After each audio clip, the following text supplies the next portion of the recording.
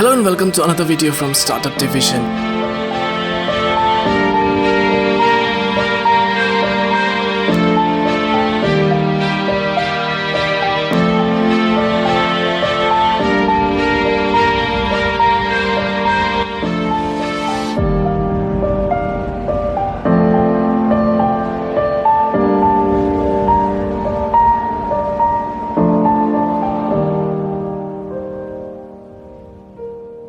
A few days ago, I made a video on Luxottica, an Italian eyewear company who control majority of eyewear industry. If you haven't checked it out, I recommend that you do, as I talked a bit about the kind of monopoly Luxottica has, whose business model is quite similar to the company I'm about to talk in this video. The only difference is while Luxottica focuses on the eyewear industry, Berkshire Hathaway focuses on a diverse range of businesses. From candy production to regional electric and gas utilities. I would be leaving the link in the description down below. Do check it out.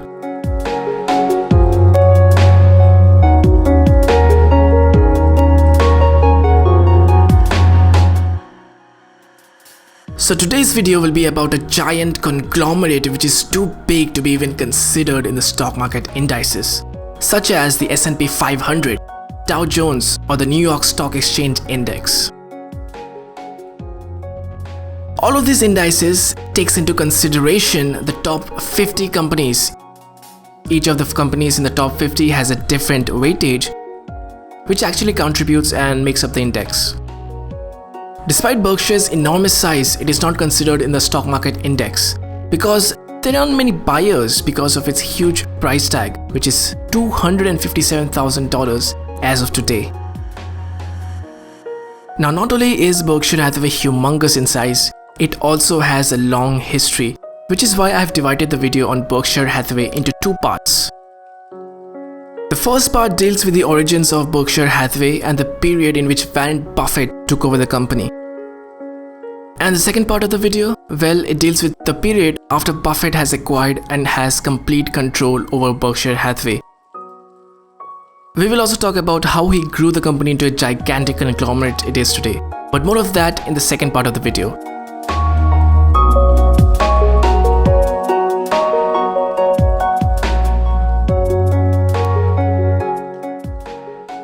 Now, before we begin the video, it is interesting to note that Buffett never actually intended to acquire Berkshire Hathaway in the first place. We'll explain that in the later part of this video. We are going to take a deeper look into how Berkshire Hathaway was formed. So sit back and relax and let us take you on this wonderful journey of how Warren Buffett took Berkshire Hathaway to great heights.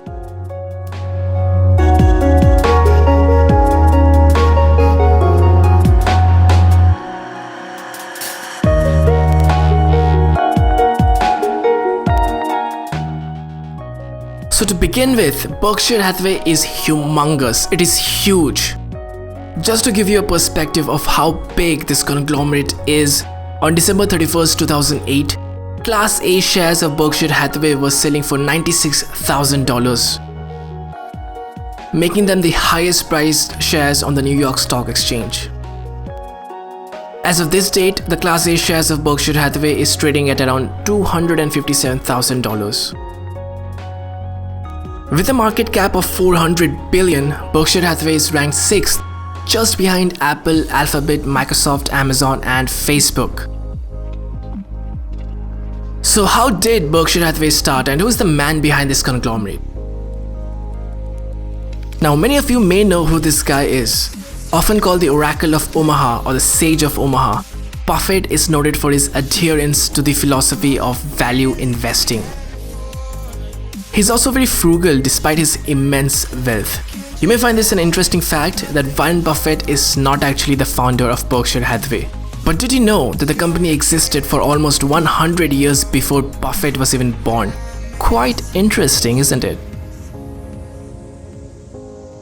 Berkshire Hathaway is a name that, despite its vast wealth and immeasurable influence, most people don't actually know about it.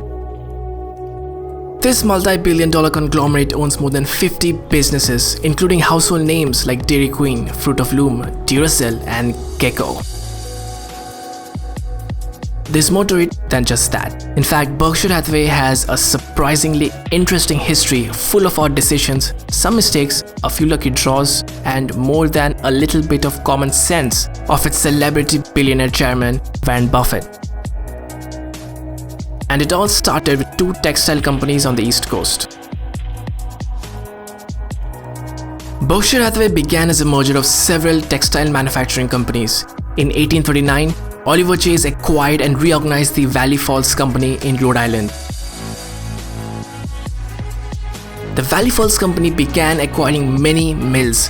Berkshire Cotton Manufacturing Company was founded in 1889 in Adams, Massachusetts. By 1917, the company became one of the largest cotton textile companies in the whole world. In 1929, Berkshire merged with Valley Falls Company and became known as Berkshire Fine Spinning Associates. Many New England textile companies failed during the 1920s and 1930s, but Berkshire Fine Spinning Associates survived the Great Depression intact and even prospered during and after World War II. At its peak in 1948, under the leadership of Malcolm Chase Jr., Berkshire earned $29.5 million and employed 11,000 workers at 11 mills. Now, both Berkshire and Hathaway will eventually merge to form Berkshire Hathaway. Now let us talk a bit about Hathaway Manufacturing Company. Hathaway Manufacturing Company was founded in New Bedford, Massachusetts in 1888 by Horatio Hathaway. In 1955, Chase Jr. organized a merger of Berkshire Fine Spinning Associates with Hathaway Mills to form Berkshire Hathaway. After the merger, Berkshire Hathaway, headquartered in New Bedford, Massachusetts, had 15 plants employing 12,000 workers with more than $120 million in annual revenue.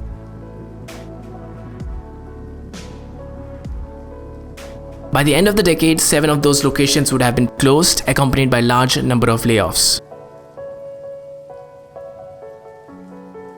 Needless to say, both Berkshire and Hathaway were successful in their original industry for quite a while before Buffett even arrived. After the merger with Hathaway, a man named Seabury Staton took the reins as chief executive of the combined company. Staton took Berkshire Hathaway to new heights, peaking around $120 million in annual revenue. But the industry itself was a dying one.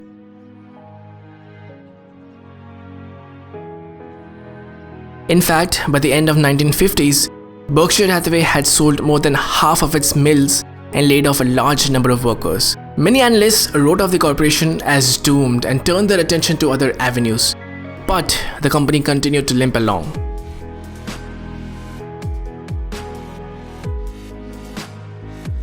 Staton's background was centered in the actual industry of milling, in the actual textile industry, rather than the complicated finances that came with running a huge corporation. But the falling prices in cotton and increased competition from both international and local companies made Berkshire Hathaway's future quite grim. In the early 1960s, Berkshire Hathaway had declined to just 7 plants and 6,000 employees, annually producing $250 million yards of material that sold for over $60 million. These assets and a sizable amount of cash on the balance sheet caught the attention of Warren Buffett, a little-known investor from Omaha, Nebraska. Buffett, who had founded Buffett Partnership Limited to make investments, started buying stock in Berkshire in 1962 at $7.60 a share. Buffett began to buy shares with the belief that the company's value was much higher than the current price indicated. According to interviews, he had hoped to sell them back at a huge profit. Staton, then CEO of Berkshire Hathaway, was about to strengthen his family's control of Berkshire Hathaway, the biggest textile manufacturer left in the downward sliding New England fabric industry. He agreed to pay $11.50 for each share owned by Buffett, along with the stock that other shareholders wished to sell at that price. But when the letter arrived with the official offer, Warren Buffett was surprised. The price was $11.37.5 per share, not the agreed upon $11.50. It was a $14,000 difference out of $1.275 million, 1/8 of a dollar per share. But the dollar amount wasn't the issue. Buffett was quoted as saying, "It really burned me up. You know, this guy was trying to chisel an eighth of a point from having, in effect, shaken my hand saying this was the deal."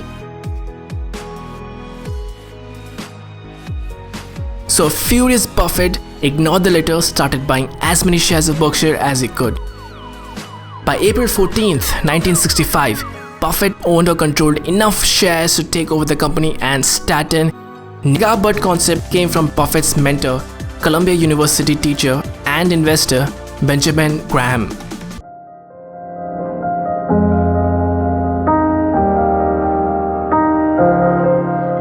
In his book, The Intelligent Investor and His Classes, Graham explained how to spot a company that was worth more than its stock price. Often such companies were past their prime, like mostly used up cigars, but something about them would yield a tidy profit if their shares were purchased at the right time and at the right price. In Graham's term, the profit was free puff which could be reinvested in the next deal. Berkshire was such a big company. It was cash-rich company, but in a declining industry. Textile manufacturers were moving from New England to South, where the labor was cheap, but Berkshire was resisting the trend in 1960s. As the demand for its textiles worsened, Seabury Staten would close up plants, use that money to buy back company stock, often at a very attractive price. The buyback offer that Staten sent to Buffett would have given Buffett's partnership a 50% profit. Buffett was quoted as saying, "There it was, my free puff, just waiting for me, after which I could look elsewhere for other discarded cigar butts." But he couldn't overlook Staten's original $11.50 offer, and instead pursued the takeover, which he called childish behavior. By the time Buffett took over Berkshire Hathaway, it only had 2,300 employees with 2 operating mills.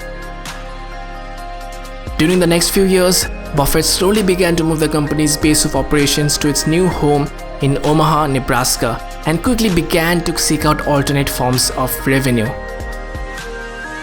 So what about the bigger mistake that followed, which Buffett says was the most costly move in his career?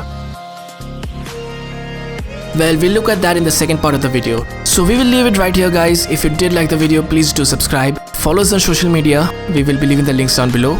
Send in your requests or comment below for any companies that you want us to make videos on. See you next time.